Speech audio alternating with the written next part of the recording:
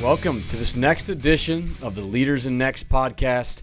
We've got wide receiver Channing Goodwin on the show. Channing comes from Charlotte, North Carolina, now in his second year in Ann Arbor. He emerged as a starter this year after playing in 4 games last year and earning his varsity letter, already broken out. 6 catches, 107 yards, very early in this young season. Channing, welcome to the podcast. Hey, appreciate you guys having me.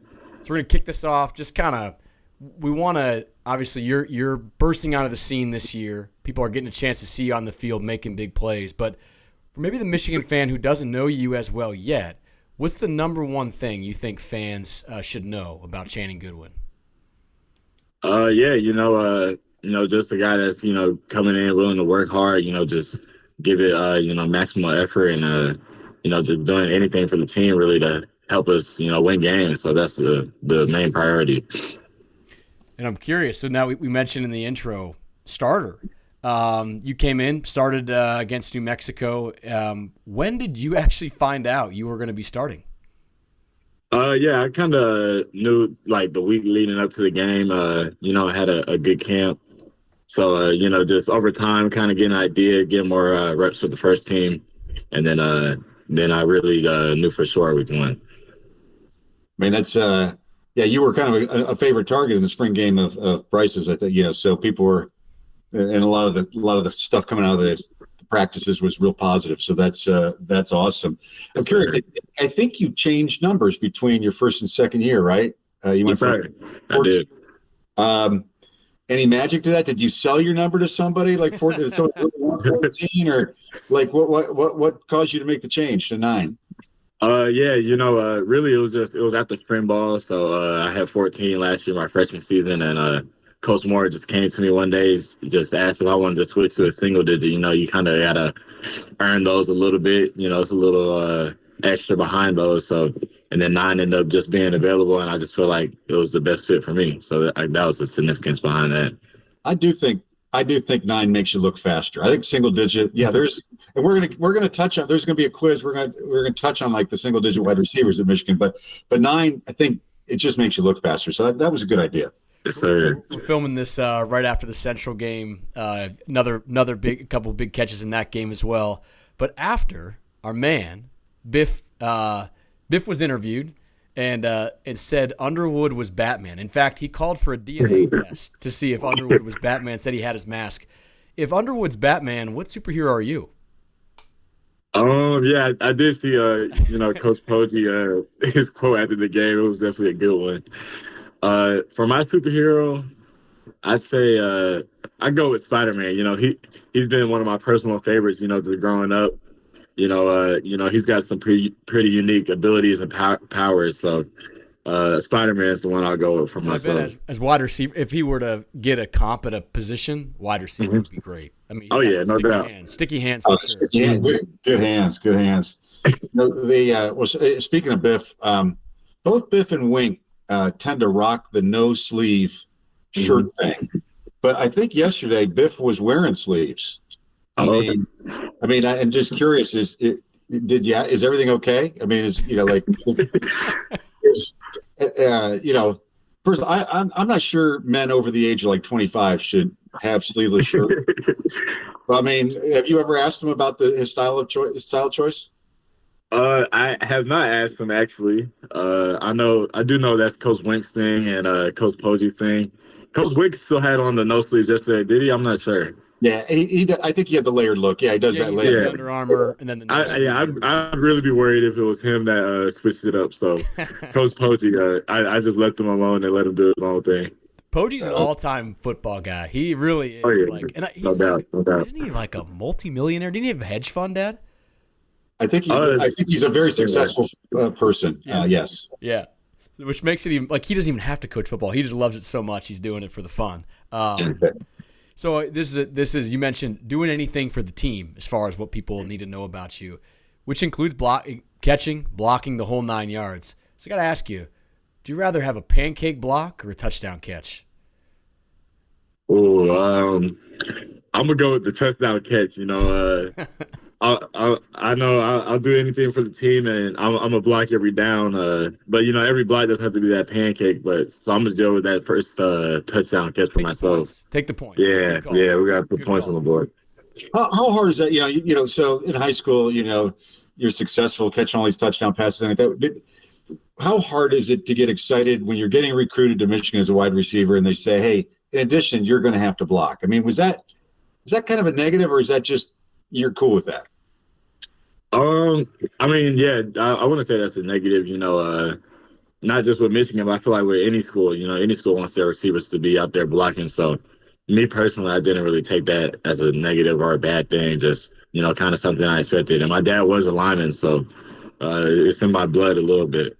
Did your dad give you the block? Like in high school, were you like a big blocking wide receiver? Or is this something you've been practicing primarily at Michigan? Yeah, I mean, even in high school, at Providence Day, we had a whole lot of good talent there too. So that was something, we preach, no block, no rock. So, you want your brothers to block for you, so you got to block for them as well. Yeah.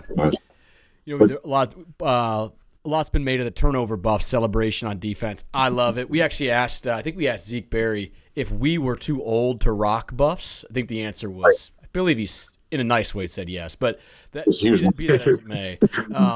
They obviously have got that celebration. It's awesome. But I got to ask, is the offense planning on rolling out a celebration like their style of the turnover buffs, like after a touchdown, after a big play? Because the defense seems to be getting all the love on the cameras with turnover buffs. So what do you think? Yeah, no, that's a good question. The buffs is definitely a cool tradition they got going. I'd say for the offense, we got to get something. We got to start working on something. That's for sure. I know we got a lot of handshakes and stuff right now. So after a touchdown or something, maybe a cool handshake or something like that. But we definitely got to get something solidified. I think Greg Tarr and Zavada got something going on after they kick. It's like a golf swing. It looks like a little thing, Yeah. hitting out of the park or something. So, you guys got to work on something. And you're now a leader. You're now an old guy almost. So, you can take that position, maybe set that up. I got an idea, and I'm kind of playing off Biff. If Underwood's Batman, I think it'd be awesome if you just had to put the cape on somebody. Like someone's walking off the field, put the cape on them. That'd be pretty cool. Oh, yeah. Yeah, that's not bad, actually. Yeah, I might have to bring it up to the guys. Yeah. Float out to the guys, see what they think. I think it'd be cool. Yeah, I got you. Yeah, just make sure you don't plant that at midfield in Columbus. That would be bad. But we turn into some serious stuff. Let's talk about a little bit about your game and how you view yourself. Like how would you tell us a little bit about your game? What makes you special? I know coming out of high school, you get this label as kind of a possession receiver. But I'm not sure if that's fair or not. Like, what do you think? And how would you describe your game? Yeah, really just, I feel like I'm good all around, being able to run good routes, and I give credit to, Coach Bell and, all the receiver staff, Coach Soup, just coming in and really being able to develop me and, allow me to improve my game, with all the things like footwork and, how to catch the ball, like which angles and things like that. So really just, credit to them, helping develop me as soon as I got here on campus. Yeah, you've got the fast twitch, the routes, the good hands. Are there any parts of your craft that I'm sure all of it, but any specific parts of your craft that you're focusing on improving even more? Yeah, always looking to improve every single day, in every aspect. I just say, just being, consistent all the time. This is kind of younger, I guess, in my time starting, like my first year starting. So just, always trying to be consistent and, just keep on climbing and being able to show up for the team every game. You had a big spring game this year. And when we were coming out of the spring game, we had an episode earlier where we were doing kind of some early, comparisons, which is never fair. They say comparison was the thief of joy. But it's kind of the nature of things sometimes. And when we've watched Michigan football for as long as we have, it's hard not to, And the comparison we gave to you out of the spring game was a guy named Roy Roundtree who had 2,300 yards and 15 touchdowns in his career. Was a great receiver. Have you heard of Roy? He was a coach here a few years ago, but just curious if you had heard of him.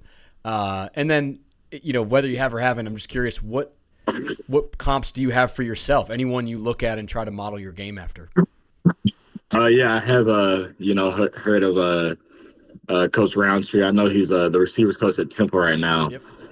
So I was familiar with him definitely before.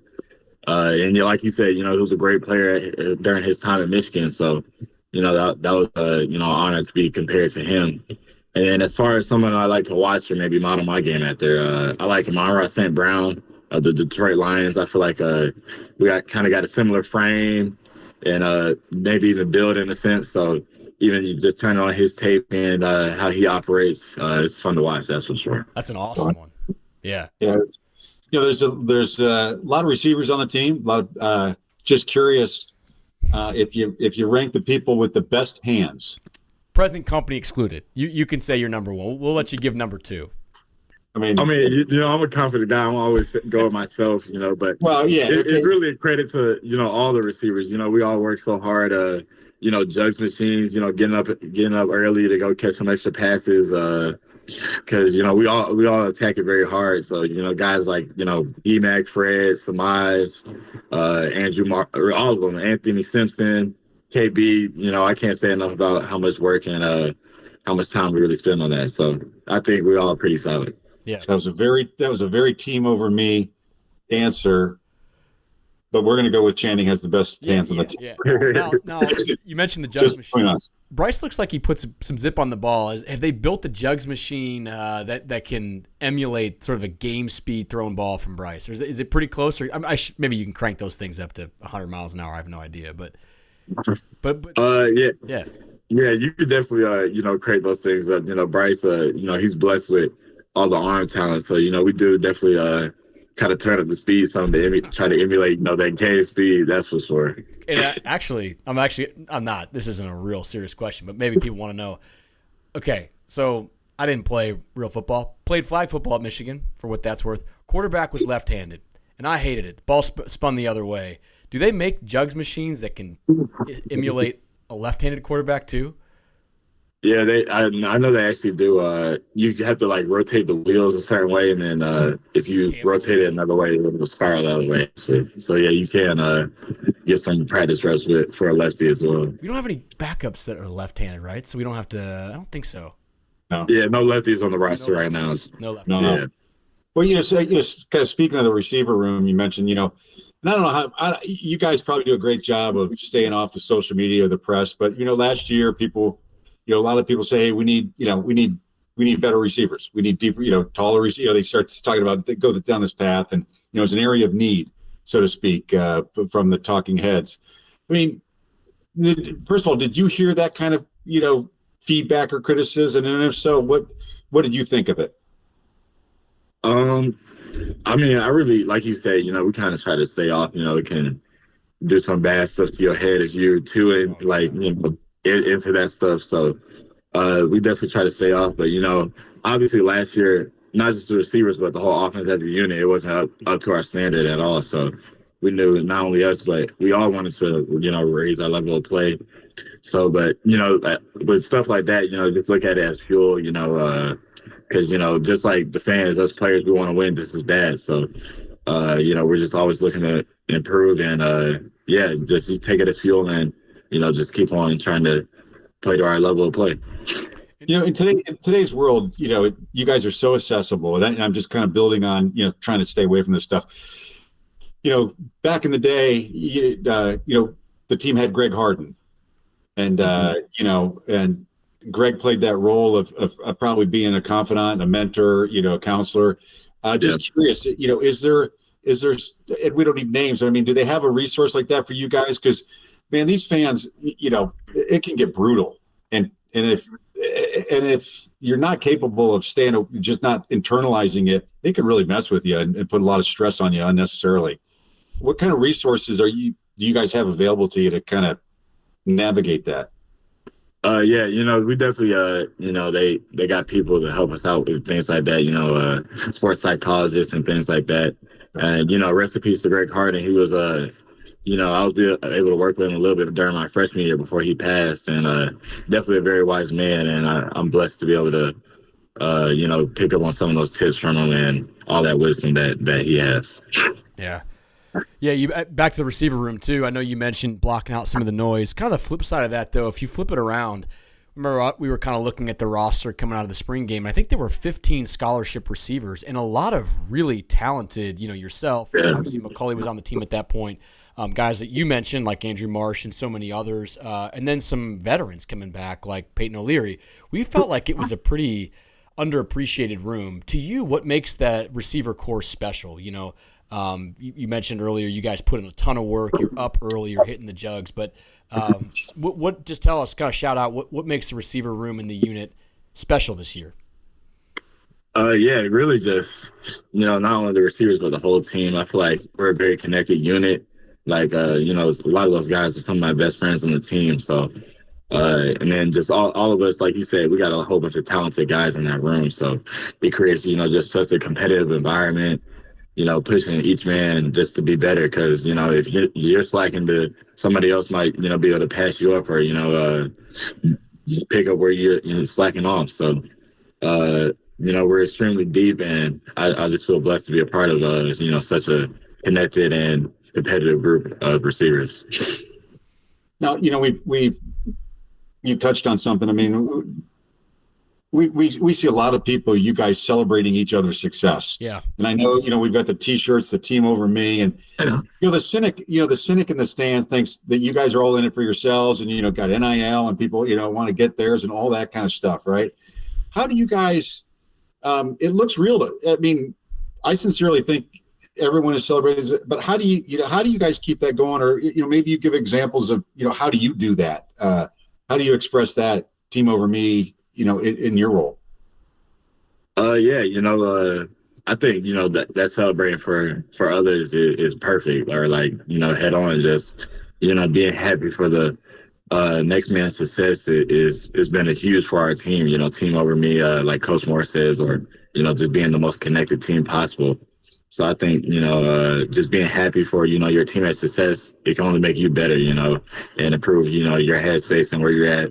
And then it'll allow you to, when it's your turn to make the play, be able to make that play too. So, back to you're obviously making this is a big adjustment. You're going into your second year. You're already a starter.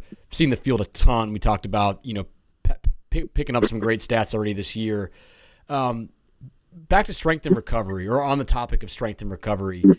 Any things that you lean on to keep, like, both? We talked about kind of mentally and how you keep off things like social media, keep your mind fresh, your mind ready. But for your mind and your body both, like, what are some things you lean on to keep those things refreshed and ready for the long season, especially now that we're heading into Big Ten play? Anything you tap into in particular there? As far as taking care of my body and recovering and things like that, I think our training staff does a great job of just staying on top of us, making sure we do checkups and just making sure whatever things that may come up, they don't linger, and stopping them right away. And then I guess just mentally, obviously the man upstairs, help keep me grounded, and my family. My dad with the football background, so he's a little bit experienced, with all the ups and downs and what goes into it. So I feel lucky that I can lean on them and talk to them about those type of things. Let's talk about that for a sec, because your dad obviously played. Wait a minute. Before we get to his dad, though, what Dan really wanted to know is if he's ever going to see you at the cryo treatment at Restore. Because Dan is a big believer in cryo, and I think Rolder goes there, and I think Justice Haynes goes there, and so have you ever tried cryo? I have actually before. I was thinking about getting back in there, to Restore. A lot of the guys, they got positive things to say about it, so I definitely will probably be making a stop there soon. I type and sit for a living, so I go there I'm getting something else out of it completely. But, I don't know. I got 3 kids now, so the miles are, it's not the years, it's the miles, so to speak. But I will, I'll maybe see you in there. I respect everybody's grind. I get it. Yeah. You talked about your dad and some of the counseling, coaching he's given you. It's interesting. You've got a dad, obviously people know, played at University of Michigan, went to the NFL, actually played for Harbaugh, now is coaching in the NFL. But I can imagine it's kind of an interesting situation for you because in some ways you're honoring your dad's legacy. You're playing at the school he went to. It comes up a lot when people talk about Channing, they bring up Jonathan. But I also imagine that while you're doing that, you're also trying to create and craft your own legacy, that's uniquely yours. Tell us about that journey and how you kind of balance those two things. Yeah, like you said, of course, naturally, it comes up with me being at my father's school, former school. But, I guess just for me personally, it gives me a, good person to, I guess, kind of compare myself to in a sense. Obviously him having a great career here at Michigan and then onto the NFL playing for 13 years, it gives me something to chase and really push myself each and every single day. Just keeping me humble, knowing that I'm young, starting on to my journey, and it just keeps me hungry, really, wanting to chase and be better than him. Yeah, I'm just thinking, we didn't talk a lot about your recruiting. Did you feel like did it hurt your recruiting? Did some schools just assume you were going to go to Michigan because of that connection, or did you feel like you got a fair shake from places? Yeah, definitely other places, pushed me to come to their schools as well. But I think as it got later on in the process, some schools kind of did, I guess, kind of assume or figure that would be the spot for me. I'm curious, was it always the spot for you? I mean, or was it like, hey, was there ever a time when you said, man, I want to go to a different place than my dad. I don't want to walk that path, and get those questions. Or was it like, hey, man, I love it. My dad, like I brainwashed Dan into Michigan. And so, he wanted to go to Michigan. But what was it? Were you always like, I'm going to Michigan? Or was there a time when you were thinking, no, I'd rather go somewhere west or something? Yeah, it definitely wasn't always Michigan for myself, because they definitely were my first offer. So for a while, I was being recruited by a lot of other schools and really didn't, I guess, think about Michigan that much. And then my dad he didn't really pressure me towards Michigan at all. He kind of just let it organically happen. So I'm glad that he was able to, let me go through the process and see all the other schools and what they had to offer as well. That's awesome. One of the things that's different, when your dad played, and I know it doesn't mean that obviously you can still, coach and mentor and all these things, but college football is a lot different, even from when your dad played, but even from like 5 or 7 years ago with the transfer portal, with NIL, with social media, like those things all make it just a different world than it was before. In that new world, I'm just curious, like what are some things that you guys as players enjoy about this new landscape of the portal, of NIL, social media? And then what are some things that you may want to see changed? Yeah, I would say first for, some things that you may enjoy, being able to bring in guys from different schools and, hear all those different perspectives has been pretty cool. Guys like D-Mac and Justice coming from their other schools, hearing, their stories and what they experienced at other schools and kind of comparing it. I think that's pretty cool and, something you can learn from. And then I guess something that we might not enjoy as much is, just losing some of your good friends really to the portal. Like, sometimes, the situations are working out for them at one place. So, you hate to see them go, but you got to do what's best for them at the same time. So I guess that's something we really don't like to see. But in today's world, we got NIL. We're just curious if what's your dream NIL opportunity? Oh, that's a good question. My favorite candy is Reese's, so maybe a Reese's NIL. That'd be pretty cool. Oh, that'd be cool, but man, that's pretty value. You're very value conscious of you. You like I would have thought like we're going with a big car, like a Rolex, Reese's. I mean Reese's. Oh, that wouldn't cost them much at all. We should. I'm brainstorming. Yeah, what are you doing? Goodyear tires. And here's the commercial. The blimp comes out, and instead of Goodyear, it says Goodwin. Like as a little typo. Mm-hmm. And then they say Goodyear, reliable tires, reliable hands. Something like that. I'm just brainstorming. Shopping around. I'll get some marketing teams on it. Work the Batman cape angle first, and then we'll double back and see if we can give Goodyear. Yeah, we'll get it going. That's for sure. Yeah. Are you a big social media guy? I mean, yeah, I'm definitely on it. Like, like a lot of kids, just my age in general. So Yeah. I'm on there. But it's not like, because I know a lot of guys, are doing stuff. They're posting pictures, I don't know, they're going to, stray hen, or they're going to restore, they're taking Yeah. pictures, they're doing stuff. That doesn't, looking at some of your stuff, it seems like you're not doing as much of that. You're kind of more focused on other things. Yeah, I feel like, you just got to really find a good balance between it. Especially in the NIL where nowadays you have to be on there, to be able to be marketable and things like that. So, but yeah, I just try to find a good balance between the two. And I'm sure it sounds like, I'm sure you guys have obligations back to Champions or Valiant or whoever, in terms of reposting certain things that they produce for you, look, things like that. But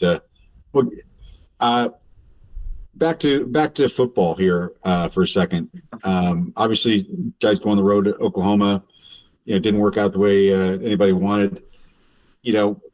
How hard is it to bounce back from that, and especially as we start to enter Big Ten play? I mean, what was that like? Yeah, definitely. It definitely wasn't a good feeling, coming up short in Norman, but I think the team, we already are in a good space. We got the 24-hour rule. Just all right, it happened, and now we got to keep on going. It's a long season ahead of us. And then like Coach even told us, all our goals are still in front of us. Like we can still accomplish everything we want to accomplish. So you can't just be stuck on that one loss and let it just boil over to the rest of the season. So I think we're in a good space and ready just to attack the Big Ten play. Yeah. Yeah, that's awesome. I mean, Notre Dame made the national championship game last year and lost NIU, and so one loss just doesn't define you, especially now with the playoffs. Especially to a team like Oklahoma. I think that guy's going to be top five. And you know what? I think too. Like I know there was a last-minute field goal or whatever, the 20, but that was Michigan's first road game against an SEC opponent ever in 146 years of Michigan football. The true road game, non-neutral site.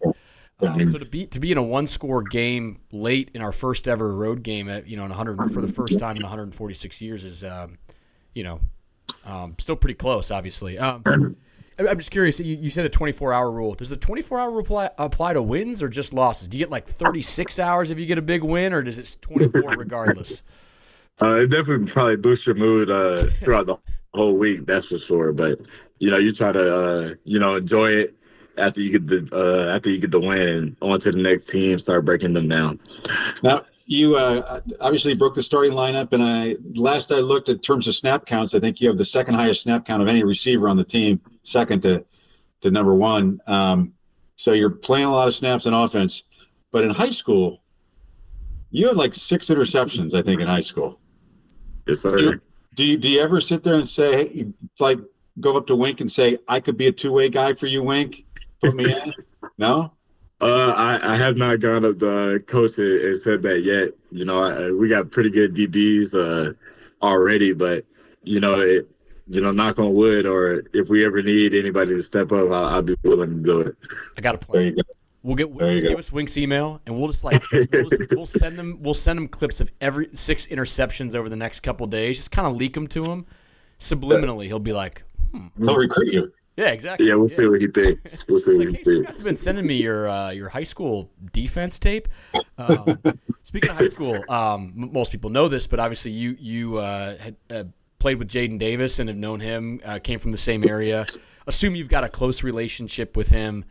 From the sidelines and just from watching, it seems like he's just been doing an incredible job of, being a great team over me, a teammate guy, supporting Bryce, just doing whatever the team needs him to do. Can you tell us just more about Jadyn and how he's attacking the season? Oh yeah, Jadyn, he's been doing a great job. Like you said, being a great teammate and a great quarterback in his own right. I feel like him and Bryce, their relationship has really made both of them better. Pushing each other each and every day in practice and things like that. So I can't say enough about Jadyn, and like you said, that's one of my closest friends on the team. That's for sure. Yeah, it's a little like, think about Tom Brady's story. He fought, had to fight to 2 years to see the field, and then even when he saw the field, he was always fighting off Drew Henson, right? And so it's just, I think the world of him. He stayed. He could have left. He stayed. And he's battled, and he's I'm sure has a lot of confidence in himself, but doesn't let that confidence be a negative. He's turned it into a positive to help the team instead of hurt it, which I got all the respect in the world for that. That's awesome. That's awesome. Yeah. I mean, he's still got 4 years of eligibility, right? Exactly. So he's got a lot of opportunity in front of him. And it's great to have, you never know what's going to happen. So it's good to have a deep quarterback room. So obviously you're a student athlete. And so on the school side, have you picked a major yet? Yeah, right now, sports management. Okay. Yeah. Yeah, well, that's awesome. What I'm just curious, when your football career is over after you've played in the NFL for 15 years, what are you thinking about doing after football? Oh, that's a good question. I like a lot of things. Like real estate's been pretty interesting to me. Over the summer, they allow us to do some internships under pretty cool companies. So that's been one thing that's been sticking out to me. Well, it's no surprise a lot of you guys have said real estate, because I remember seeing pictures. I think you guys were somewhere in Florida, really cool place, having a lot of fun and talking about real estate. So it's like, and probably seeing some very wealthy alumni's house. Oh yeah. There's a lot of famous Michigan alumni that got their wealth through real estate. So that's great.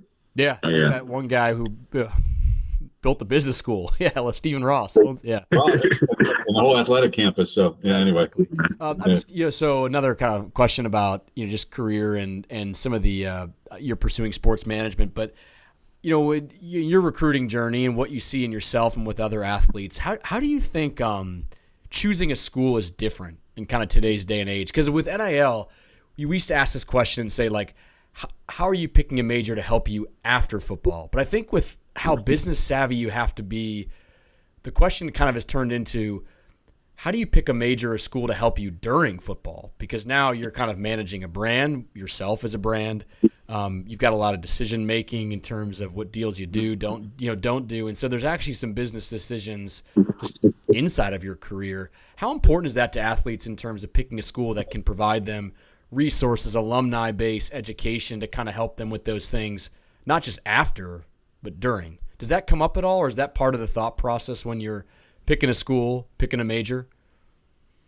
Yeah, I think I'm sure like for kids coming out of high school now, like it's definitely a big thing. When I was coming out, I don't think it was necessarily it wasn't as big as it is now. That's for sure. But I think that's definitely very important. Like a school like Michigan, I'm sure it was a great option though. With the great alumni and just how many connections there is out there to be able to help you out and resources. Is definitely something that I think kids out there should look at, and and like you said, there's a lot of decision making that goes into it, so you have to really be smart about it. Yeah. I mean, these days the recruiting presentation must be a lot different than it used to be in terms of here are the opportunities and here's what the brand means and here's what you could do, because these days everyone's got the revenue share and a certain amount of money, and so but there's probably then people are augmenting that with other things. So it's got to be fascinating time to be a player. Things are changing so rapidly. Speaking of fascinating things, when we sit in the stands and timeouts come, you guys are busy. You guys are busy, probably listening to the coaches. We're sitting there waiting for that fat guy in the red suit to get off the field so you guys can play again. But during that time, there's these in-stadium act. So I'm curious, how do you get a chance to watch the Frisbee dog at all? You kind of can catch him a little bit. You kind of hear the crowd kind of roar a little bit once he catches it. So you kind of can see him on the big screen or something like that. Get a quick little glimpse at it. Dog's got good hands. I mean, he catches it with his mouth, but he can locate the ball pretty well. Mm-hmm. And also, the night game was kind of cool. Do you know the words to Mr. Brightside? Yeah, I know it a little bit. Okay. We're not going to ask you to sing it, but I mean, now, so if you had to vote, we've been doing Mr. Brightside for a while now. Should we change it up or should we keep it? Nah, I think you gotta stick with it now. It's been a tradition too long. You gotta keep this aside. That's for sure. Yeah, no, for sure. By the way, little bit of at least I think I want to go back and look at the tape, but I think I picked up on some drama with Victor the Frisbee dog because his guy's been off. The guy throwing it, he's been off. He's been spraying him. He's been putting him left of the hash, out of bounds, and I think he got some boos. He got some boo birds. Myself included. I was throwing some boo. They switched the guy up. Different thrower for the second half. The guy was just throwing dots. So I think they went to the portal. I think we got a new guy throwing Victor the Frisbee. So something to watch. Another storyline. I'm sure. Yeah. I think Channing's got better things to do during the timeouts, but it's entertaining for us fans because that 3 minutes or whatever, it's like it seems like eternity if you don't have anything else to do. So, it's a long time. Especially in a tight game, we just want to we just want to see. We're excited to see the team out there, but your own pregame, we got to listen to what the stadium plays, which is getting better. But do you have any what's your go-to pregame song? Like, what gets you hyped up before you run down the tunnel? That's a good question. I like let me think what I should say. I like a lot of our rappers nowadays, like Lil Baby or something like that.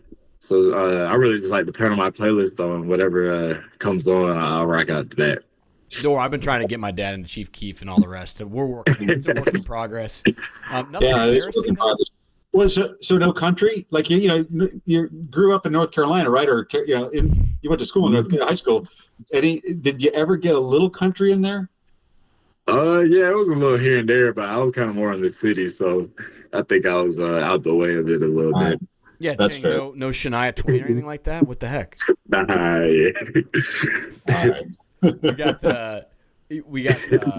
I'm trying to think if we've got anyone to admit anything embarrassing, like off the Justin Bieber, like someone unexpected. Yeah, something unexpected. But we'll ask Zach Marshall to do some digging for us on who's got the weird stuff on the playlist. But all right, so we got something coming up. We used to have a 2-minute drill. We've kind of converted it into it's a bit of a quiz. I didn't send you the questions ahead of time, so this part is truly a quiz. Now we are going to turn the scores into to Coach Bellamy.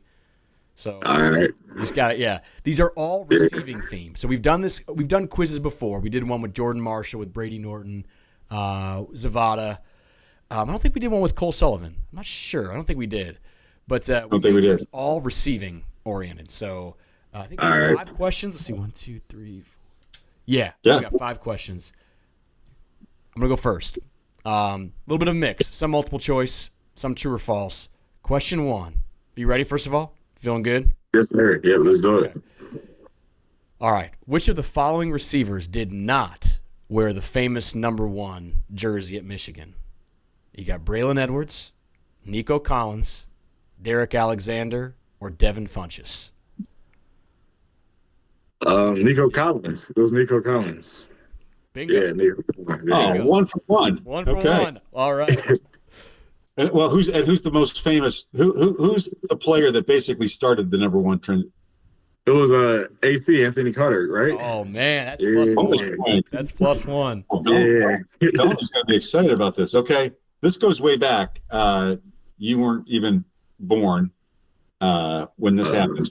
Michigan is losing. We're down 17-0 to Virginia in our home opener in 1995, and there's a famous outer space theme. So the name has like an outer space kind of thing in it. So, an outer space themed wide receiver made the game-winning touchdown as time expired in the northeast end zone to cap the comeback victory. Like 0 seconds on the clock, and this guy catches the ball. I'll give you. It was the quarterback was Scott Dreisbach. Again, it's 30 years ago. So we'll give you four choices. Was it Apollo Jones? Was it Roger the Comet McMurtry, Mercury Hayes, or Venus Williams? This is definitely a tough one. I'm gonna go with what was the second choice? So we got the choices are Apollo Jones, Okay. Rocket McMurtry, Mercury Hayes, or Venus Williams. I'm gonna go with Rocket. I guess I'm. This is a complete guess. I'm not sure. Okay. We got Mercury Hayes is the right answer. Mercury Hayes. Okay. Yeah. Yeah, that one was it. Go on YouTube and see that cat. That is a hell of a comeback. It's seven. It was 1995, Michigan, Yeah. Virginia. All right, now this one, Coach Bellamy. What number did Coach Bellamy wear during his playing days at Michigan? Oh yeah, that's 19. That one's easy. So Channing, how much film has Coach Bellamy made you watch of him? Playing days? Does he just make you watch it, or no? Has he been like? Nah, Coach Bell. He's a humble guy, but some of the tape has came up in meetings and stuff. So we definitely see it, especially with Coach Sue being a coach. He'll brag on him some, and we'll see some of the highlight plays Coach Bell made. Here's this wasn't one of the original questions, but this is like extra credit. Speaking of coaches, what position did Coach Campbell start at during his Michigan playing days? Coach Campbell? Yeah. Oh, Coach Sue. Yeah. He was DB. Okay. Yeah. He went back and he played both sides, different years, kind of. Yeah. Which of these was not a famous NFL wide receiver touchdown celebration? Pulling out a Sharpie to sign a football, pulling out a cell phone from under the goalpost, pretending to moon the crowd, or setting loose a live animal mascot out of a cage? Oh, some of those definitely sound familiar. Or I can imagine who did those. So I'm gonna go with the last one, the mascot one. Yeah, good job. Yeah. I remember watching that Joe Horn. Wait, would your dad have bet on that Saints team? What year was it? He might have been actually though. I was a little bit younger, so I probably don't remember. 2000s maybe. Oh, it was a flip phone. It was a flip cell phone, so it must have been. He might have been. I gotta ask him. I remember watching that live, being like, "What is going on?" Yeah, that was probably crazy. Unfortunately, you can't do this college, or else you get a 15. So we're not going to probably do any of those like right there, are you? I mean, yeah, we gotta keep it. We can't take it to that type of extreme for real. Yeah. But the cape thing, Dan. I mean, the celebration got some legs. I messed up the Goodwin. I had to workshop that more. That wasn't my best. But the cape's got legs. Yeah, nah. Last question. True or false? Michigan's single season touchdown and yards records are held by players that are shorter than 5'11". True or false? Ooh. Single season touchdown and receiving yards. They are two different guys. So the guy who's got the receiving touchdowns record is different than the guy who's got the receiving yards record. I was just gonna ask that. Yeah. So true or false? They were both shorter than 5'11". I'm gonna go with false. I don't think both of them were. It's true. It's true. Oh wow. Desmond Howard was 5'10", and then Jeremy Gallen was only 5'8". Oh dang! Yeah, I did not know. I thought that was crazy. I was like, make a lot about, obviously, you've got receivers that are tall, but like that's a pretty crazy stat. Yeah, people always talk about, well, we need tall wide receivers. Well, I understand the use for that and the positive to that, but we have records set by guys that are 5'11" or shorter. Yeah. And so this is like extra credit. You want to hazard a guess? What's the single season record for touchdowns by a wide receiver at Michigan? How many? Is it 18? One more. Oh, 19? 19. One off day. And then what do you think the receiving yards is single season? Oh, dang. Is it like 1,000? Is it 1,193, I think?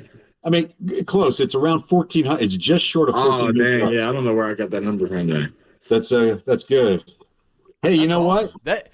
That might be we'll tally up the scores. With the extra credit. Those were hard. That might be our top. So if you see Brady Norton, Zavada, or Jordan Marshall, You know, Dan, it may not be. Talk, let them know. It may not be. It may not be. May have to on the next quiz. I don't think we can bring out questions about games that took place 30 years ago when the players are like 18, 19, and 20. It's just not fair. Fair. I know. Yeah. Good stuff. But you can tell Coach Bellamy that you fared pretty well on your wide receiver history. I did.